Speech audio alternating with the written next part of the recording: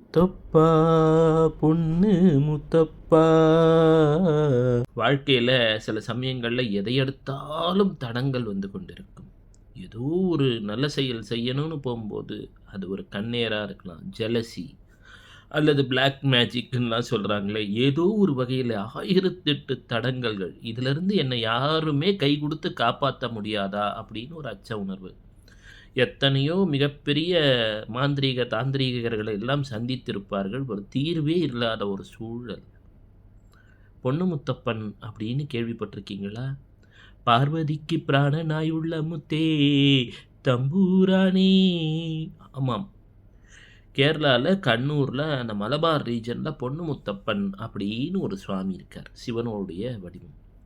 இந்த பொண்ணு முத்தப்பனை யார் ஒருவர் மனதார அவர் பாடல்களை கேட்குறீங்களோ, ஒரு நினைக்க தோங்குறீங்களோ, வாழ்க்கையில் எப்பேற்பட்ட தடை தடங்கல்கள் இருந்தாலும் விலகுவதை அனுபவத்திலே உணரலாம்.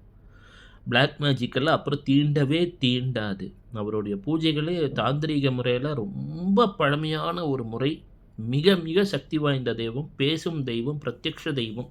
ஏதோ ஒரு அனுக்கிரகம் இருக்கிறதுனால தான் இன்றைக்கி அவரை பற்றி நீங்கள் கேட்குறீங்க. இனிமேல் வாழ்க்கையில் நல்ல நேரம் தான்.